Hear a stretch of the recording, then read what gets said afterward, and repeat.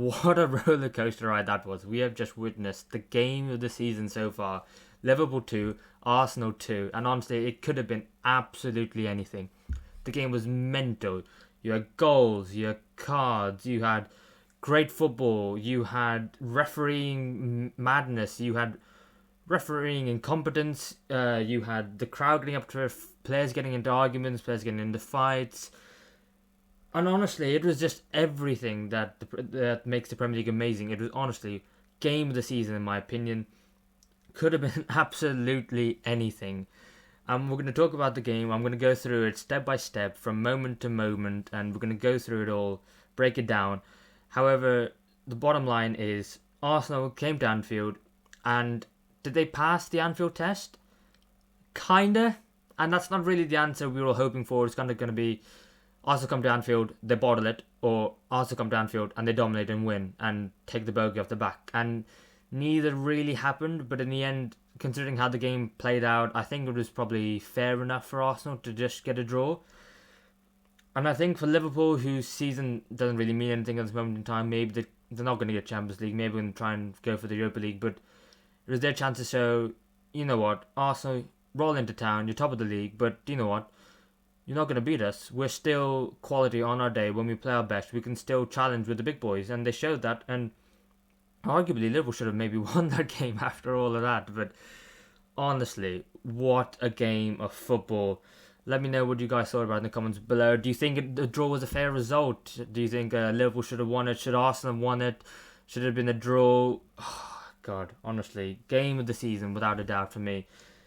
Liverpool 3.96 XG versus Arsenal's 1.14, which at the end of the day was a fair reflection of how the game went, but considering how the game went in the first half an hour, I really couldn't have seen that happening.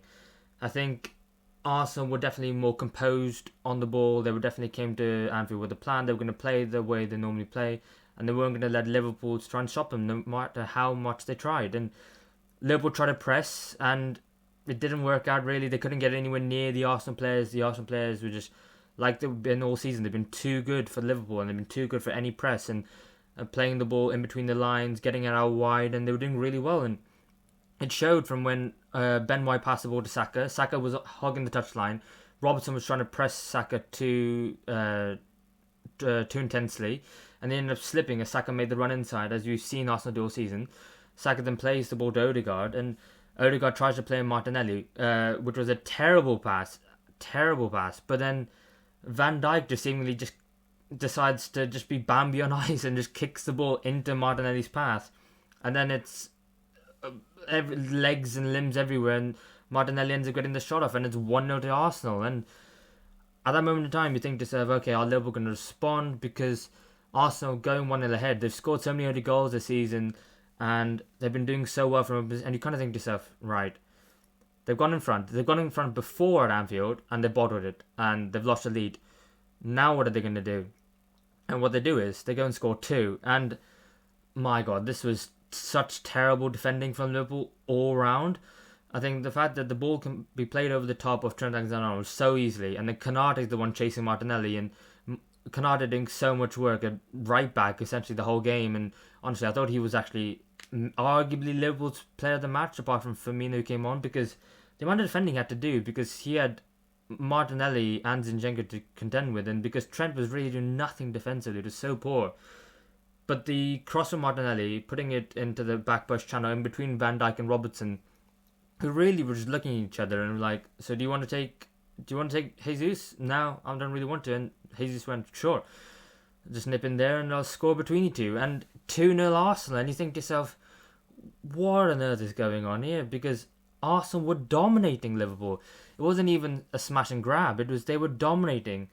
And you don't see very many teams dominate at Anfield, even for a spell. You saw Man City come to Anfield and they lost 1-0. That's how difficult it is. And Arsenal was so good that first half. The first half an hour of that game. It was so terrible from Liverpool. The soft defending, and Trent Alexander-Arnold, who has been in so many moments in this game. We're going to talk about it a lot this game, but he was just so poor. It was such an easy second goal and such an easy first goal. And you kind of think to yourself, Arsenal didn't really have to work too hard for their first two goals, but to be fair, they utterly deserved it. And then Granit Xhaka and Trent Alexander-Arnold get into a little scuffle on the right-hand side. And it kind of comes from Konate and Xhaka. And Konate, again, playing right back on the touchline, doing Trent's job for him, defending and getting the ball off Xhaka. And then Xhaka thinks he's a bit aggrieved and he thinks he should have got the foul for it. And then he goes and tries to win the ball back, runs past Konate, and then bumps into Trent. And Trent, how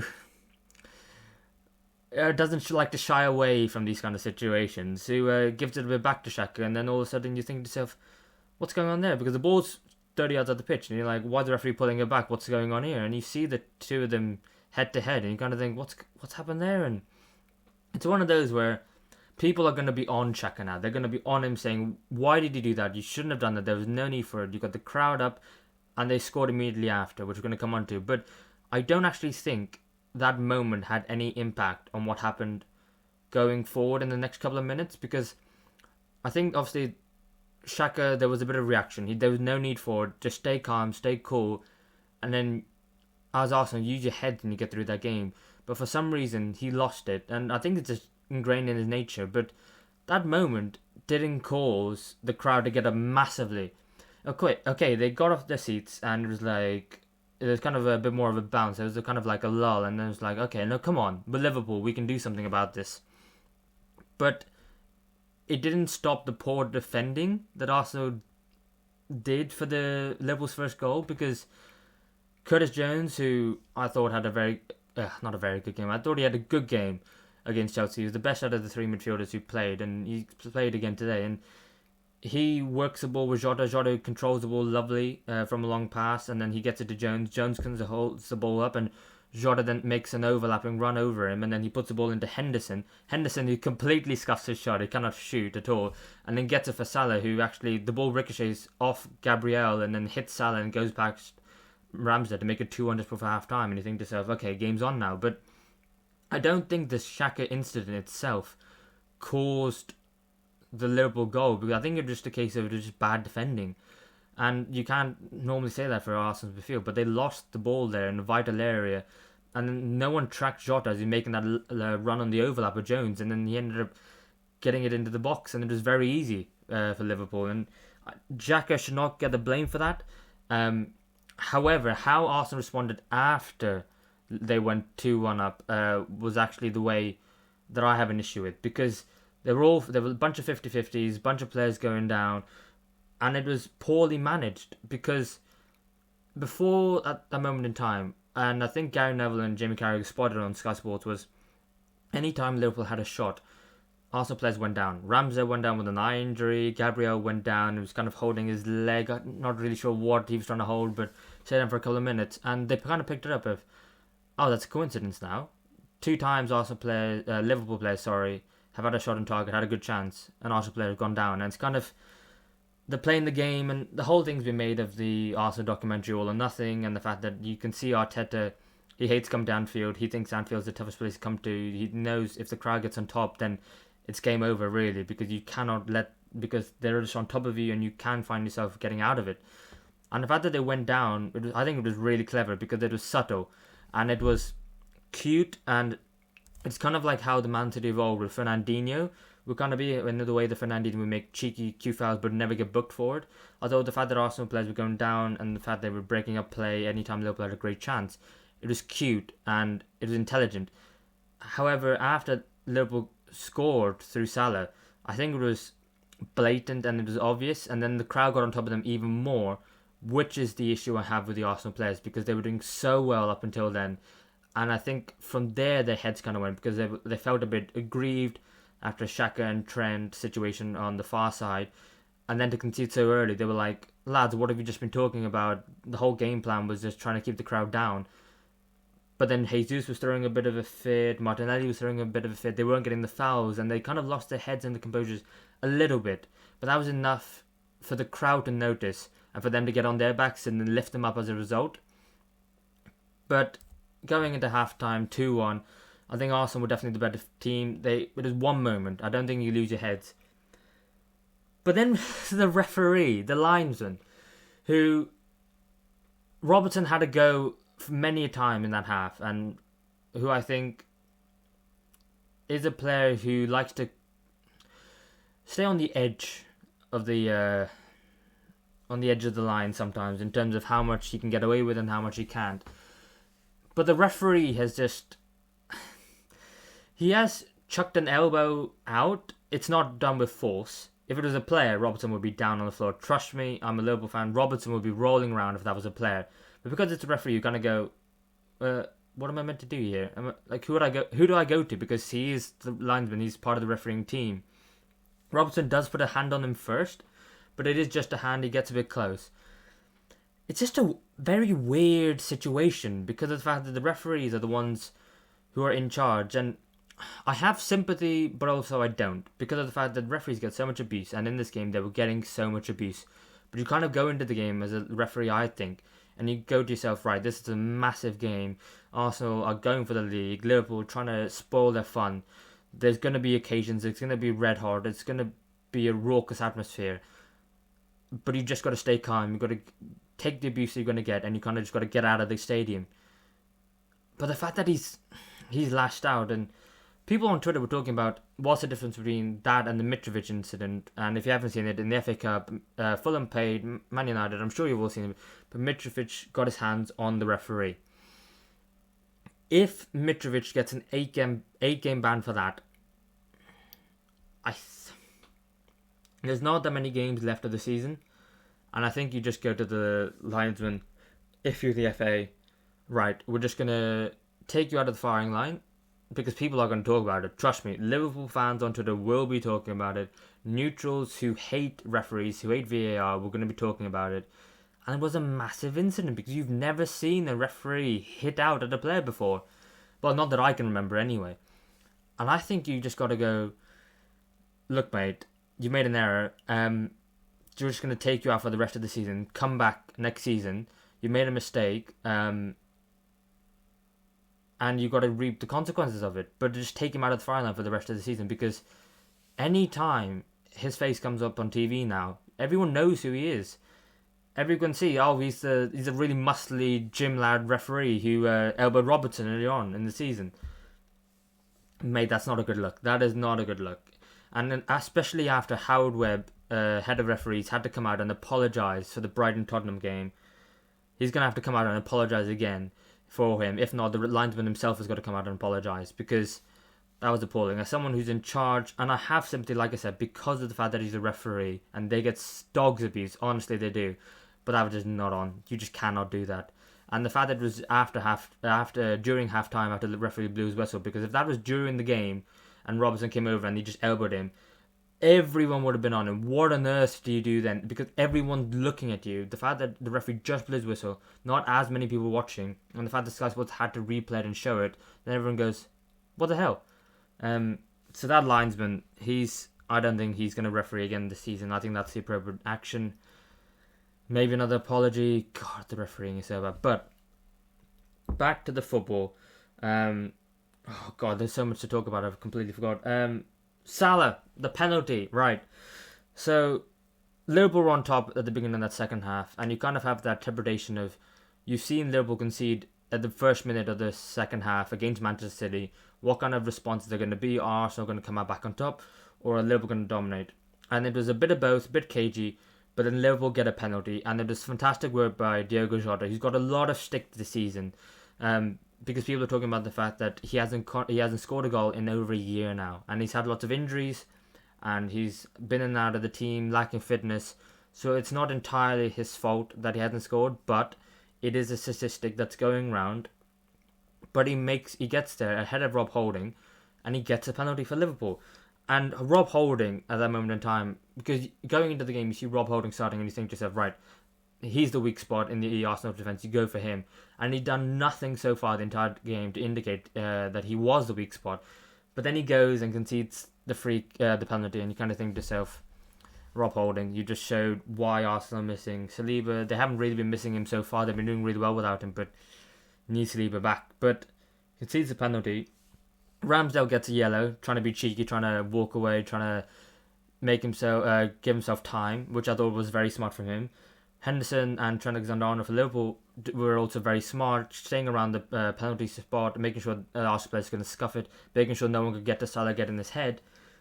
But I think Salah's in his own head because he misses, and it was such a bad miss. He doesn't even get the ball on target, and I think it's just indicative of Liverpool this season just lacking confidence, because you put your house on Mo Salah scoring a penalty, but he doesn't, and this is the second time in a row missed against Bournemouth, and he misses against Arsenal now, and you don't change the penalty taker for Liverpool because obviously it's Mo Salah, he's world class. Just because he's missed two doesn't mean he's a bad penalty taker all of a sudden. He's never been my personal pick. I always thought like if Milner was on the pitch, I'd always want Milner to take it, but Milner's in the pitch, so Salah takes it. But I think he should be doing better. He should be at least getting that on target, and it gives Arsenal a reprieve. And then you go again, and oh my god, there is so much going on. Yeah, and then Roberto Firmino comes on the pitch, Thiago comes on the pitch. Who else comes? Nunes comes on the pitch. And then Firmino comes on and he's starting, and Liverpool go to four up front. Firmino comes off and you think to yourself, Liverpool are going to go for it, Arsenal going to go counter-attack. What happens? And the first thing that happens is Firmino gets the ball, skips past a couple of players, plays the ball into Salah.